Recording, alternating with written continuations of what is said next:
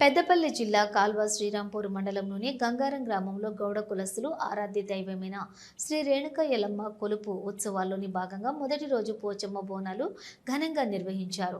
ఈ సందర్భంగా మహిళలు బోనాలు ఎత్తుకుని డప్పు చప్పుళ్లతో మధ్య శివసత్తుల పూనకాలతో గ్రామపుర వీధుల గుండా ఊరేగింపుగా పోచమ్మ ఆలయానికి చేరుకుని అమ్మవారికి మొక్కులు చెల్లించుకున్నారు. తమ పిల్ల జల్లా సల్లంగా ఉండాలని, ఈ సంవత్సరం వర్షాలు సమృద్ధిగా కురిసి పాడి పంటలు పండాలని అమ్మవారికి నైవేద్యం సమర్పించి వేడుకున్నారు.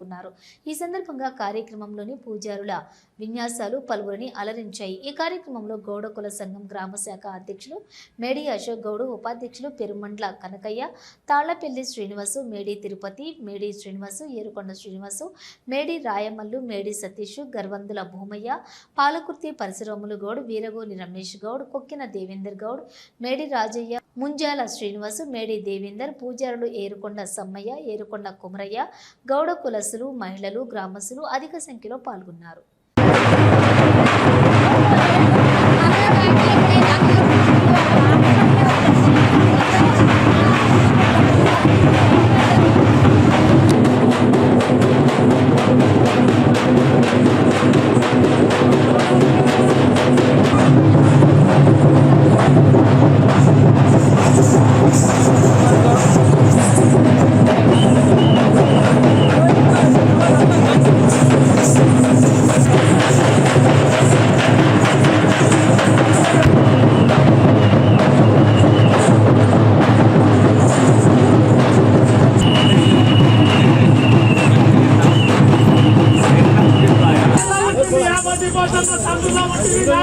Hello.